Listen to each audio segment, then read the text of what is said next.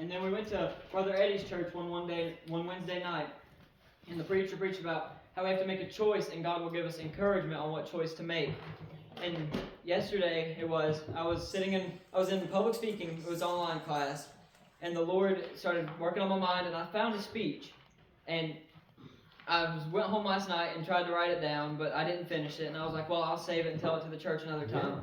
But then as the church started progressing, my mind started moving about 1,000,000 miles per hour, and I was sitting back there trying to jot all this down that God was giving me. But after I went to Eddie's, the very next day, I think it was, is when I went to school and got this personal Bible, verses of comfort, assurance, and salvation.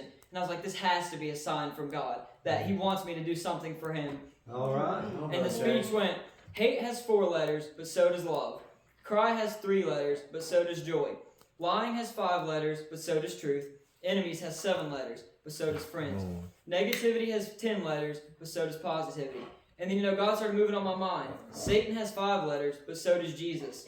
Satan has an army, but Jesus already has the victory. We have a choice.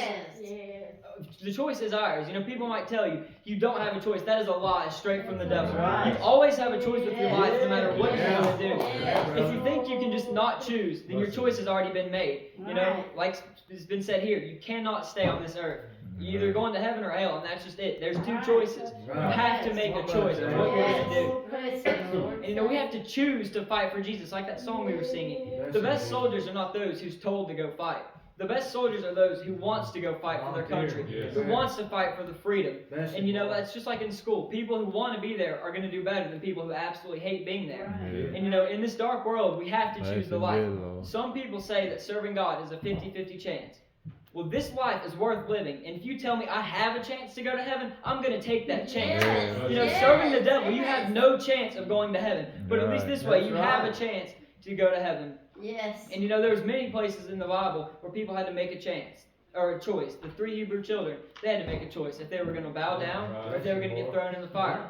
Daniel had to make a choice. They tricked him and he didn't know, but I feel like even if he did know, he still would have prayed just as much as he did before. Yes. Noah had to make that choice if he was going to build the ark and use 100 years of his life and lose all of his friends because people thought he was crazy, or if he was going to have life and be the only person on earth left. David had to make a choice if he was going to go fight Goliath or if he was just going to hide like all the rest of the army.